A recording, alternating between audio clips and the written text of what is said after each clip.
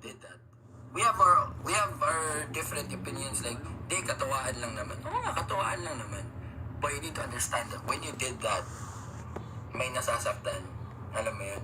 And then you need to understand, guys, tao yung binabash nyo. Tao yung inihate nyo. And you need to understand, yung mga artists, like katulad ko, we are all, or even hindi katulad ko, or even normal na tao, when you get to that lowest point in your life, you're vulnerable with anxiety and depression. Alright?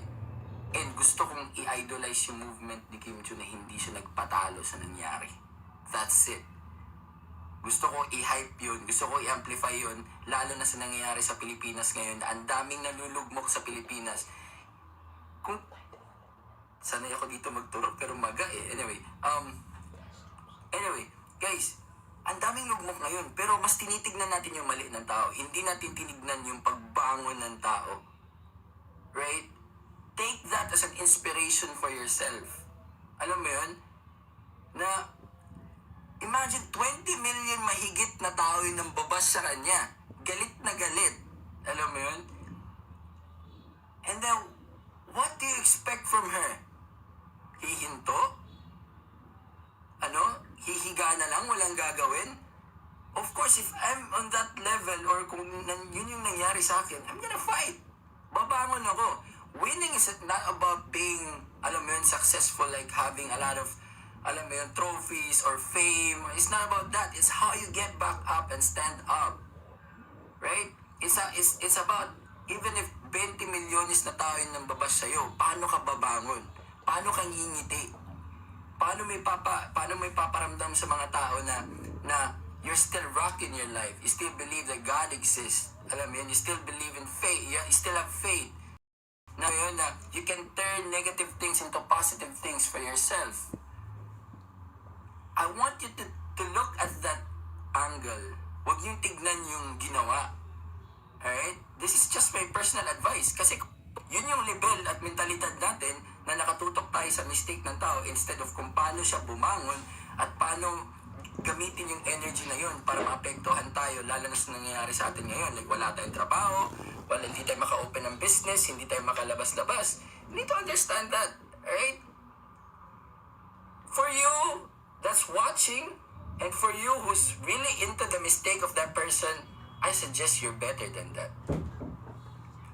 Alright? Huwag niyo tignan na, pinagkakitaan niya, ano sa tingin niyo yung gagawin ng tao?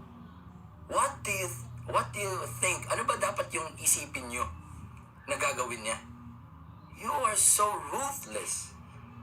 Right? If a person is really on the lowest point of her life, you wish the best for her to come back, to come strong. But for you guys who are just ruthless, like thinking like, alam mo yun, okay lang, yumaman naman siya, or okay lang, pinagkakitaan naman niya, or okay lang, gano'n naman talaga siya. Diba? Parang, where are your fucking heart? Where are your fucking mind? Imagine, I'm just gonna end this right here. Imagine if it happened to your mother, or imagine if it happened to one of your, brothers and sisters, or kasama sa pamilya mo. Alright? You need to understand that. Wag kang mag-wish, or wag kang mag-isip ng isang bagay sa isang tao kung hindi mo kakayanin yung mangyari para sa sarili mo. Alright? So if I'm gonna do the challenge, it's because I want to support the movement, that this is how you go back. This is how you fight back. This is how you alam mo yun, this is what faith does. That imagine, you're really on your lowest point and then you get back up. Alam mo yun, ginawan mo ng full song, and then people like you guys, a lot of you are mad and hating because she can smile right now and you guys can't. Right? Facts, real talk.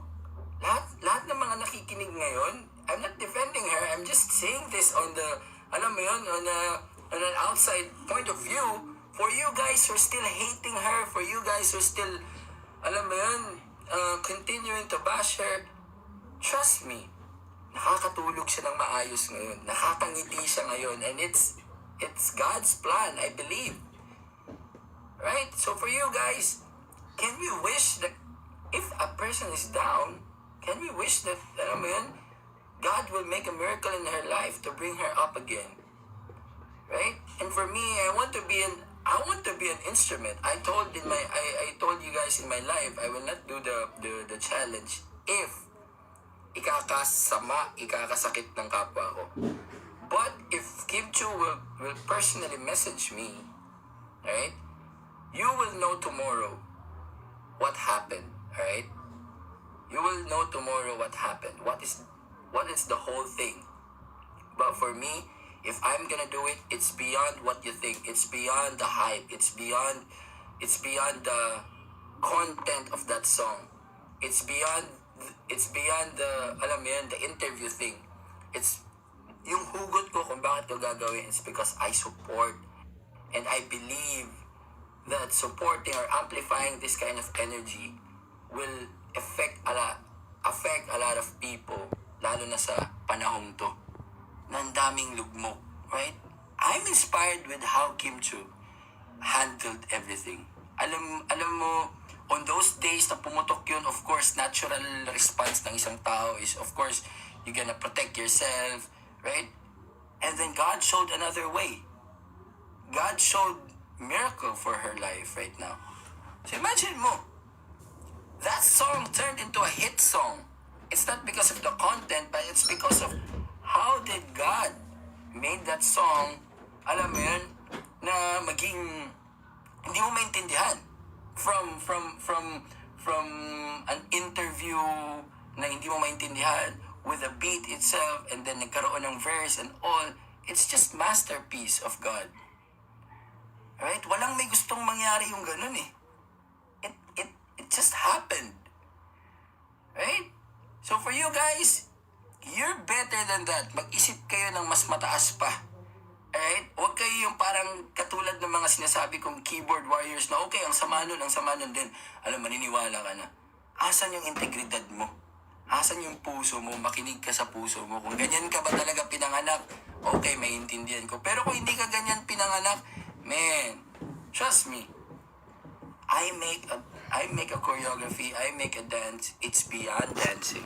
It's more of the intention, it's more of the purpose. So again, if I'm gonna do it, let's see tomorrow. If I'm gonna do it, I'm gonna do it because I want to amplify the idea of how Kim Chu get back up from, alam mo yun, the lowest point. Maybe, I don't know. We don't know kung ano yung lowest point, but I believe it's one of the lowest point in her career na 20 million people, more than 20 million people bashed her, made fun of her.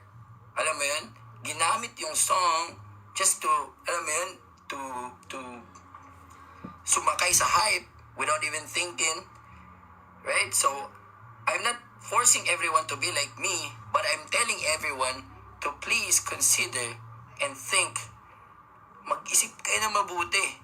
So for me, I'm gonna think, kukunin ko yung tama na ginawa ni Kim kaysa sa mali. It's just me. I don't know about you guys, but it's just me. Alright? Kakalimutan ko yung nangyari sa interview. Why? I can understand. Maintindihan ko yun. Emotions. It's emotions. Hindi ko pinagtatanggol. Wala akong pakialam kung ano man yung pinaglalaban nila, kung law or ano man yan. I don't care. My point is, kung paano siya bumalik, kung paano siya umangat, kung paano siya tumayo. Yun yung punto ko kung bakit ko gagawan yung kanta. If ever gagawan ko yung kanta. So for you guys, ruthless or you're beyond that. You're way beyond that. So for you guys, gagamitin niya ako, gagamitin ko siya, it's up to you. But I'm gonna continue and I'm gonna keep spreading the light and facts and realness in me. Right? Why use her? Anong karapatan ko para gawin siya? Right? If the energy will go there, if the universe tells me that this and that, and if God tells me to do it, I'm gonna find the reason why.